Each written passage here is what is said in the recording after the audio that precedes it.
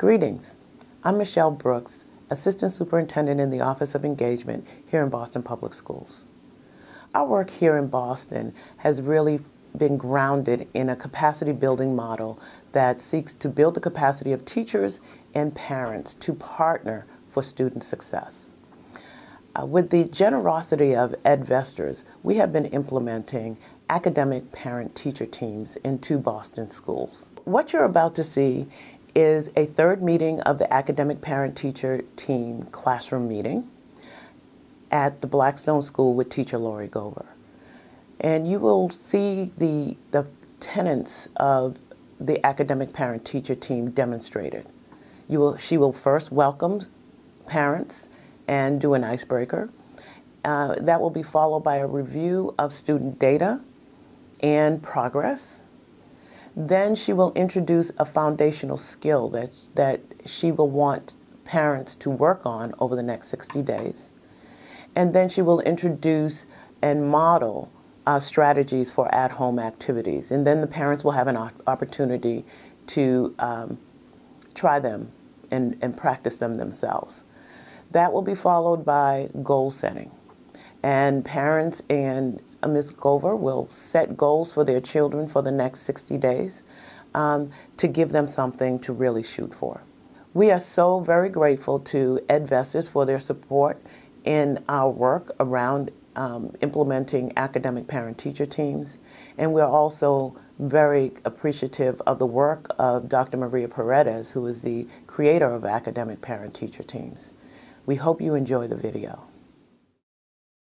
Welcome back. Our last APTT. It's amazing it's gone by so fast. I mean, in October we were saying, okay, so we have until June 19th to get our goals. Now we have until June 30th.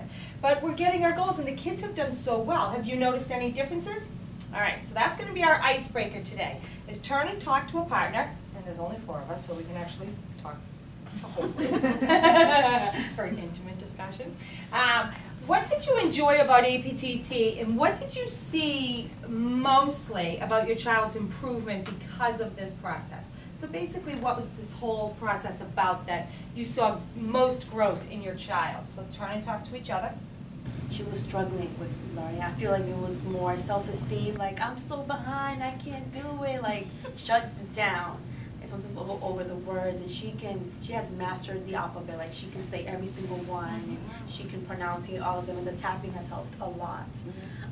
But she definitely has made some progress. She's trying to put the words together, but I feel like it's more internal, like, I can't, like, she doesn't, like, it's right there, what is it? Right. Z-A, like, you know it, so. Students will often be their own roadblocks. Right. Right, so you've got to take every moment of success that they do and you make a big moment out of it. So you want that, and that builds up that self-esteem because this is a team and everybody's pulling together and working together. Regardless that that's your goal, this is a goal. This team is this effort together. And our first data was letter recognition. And most of our children were high.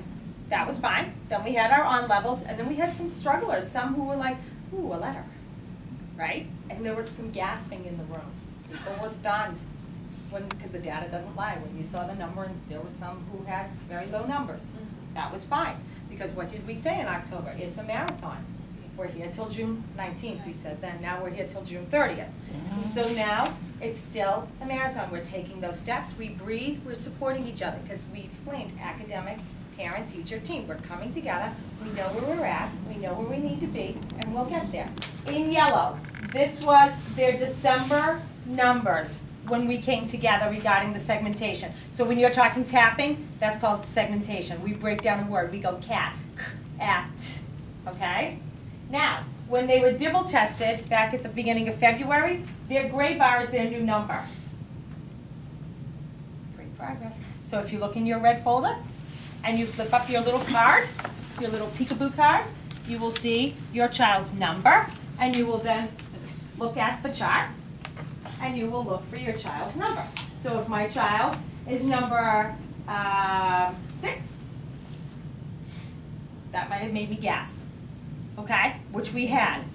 And did we not say, relax, everybody's gonna get it. It was some new skill to learn to read. Okay, so this is not a natural process to take a word, sound it out, hear it, blend it, read it. Reading is not a natural process. It has to be learned. So there was work to be done, and now my friend has 11. These numbers are based on a 1-minute test on the computer through a Dibbles program. Okay, so this is how many sounds they can do now in a minute. So that's excellent progress. Our new goal is based off of nonsense words. We're going to learn about nonsense words tonight, but our goal that we're going to make is called whole word reads, all right? But they work together. So I'm going to have to explain one, but we're working off of another. Nonsense word fluency, nonsense. There's no meaning to it. Okay, stop the nonsense, which means, right, it's not something we do. All right, so nonsense words. In Dr. Seuss books, you'll find them. All right, you'll see was, W-U-Z. You'll see nuff, N-U-F. They're words that are not made, they're not real. So when you're reading a book and you sit down and you say, Jack and Jill went up the hill, was Kaz, Kiz, my brain has to flip back and forth, all right? I don't have a file for kids and whiz and all of that in my brain. Robots are real. We can build robots. We can design robots. We can make them, they function. So therefore, what type of word falls in a robot? Real words. Okay, so you're going to take out your sheet. You're going to play with a partner. You're going to take out your cards. Yeah. What about Deb? Deb? Yeah. Yeah. Yeah. You're going to take out your goal sheet. We're going to go back and take a look, and now remember, when we're making our goal, it has to be specific. Tonight's specific goal is going to be about whole word read. Okay? It's being able to say the word and know it. All right? Nonsense or real, it doesn't matter. It's measurable because we use the Dibbles test, and you'll be able to time them at home to watch the progress of how many more words they can do in a minute. Look at your child's number. If your child scored, so look under your little peekaboo card just to make sure you have your right number. If you look at your child's goal number for the end of the year, and they have not made benchmark of 28, then you're going to be making a goal here on this side. If your child is above, within 5, so 23 and above, then we're going to do just the whole word read. So all of us have the universal one, which is the whole word read. Our second goal, pull that sheet out because you've seen that sheet. I've sent this one home. So here's how I want you to do this one. I want you to, at night, one row. Okay? Just get them used to it. Go across, read it together, have them read it back. Do it again the next night. Do it again the third night, fourth night. Circle what they know. Okay, go on to the next row. If they're going through it, go to the next row. Have 2 rows, have 3 rows, perfectly fine. Okay, go at your own child's rate of what they can read in 1 minute. Keep it at a minute, okay, because I test them the first of the month in 1 minute. 72 sight words for kindergarten. These are all the words for kindergarten. Walk out of here as a scholar, through that back door, go up to 1st grade, here's your 72 words.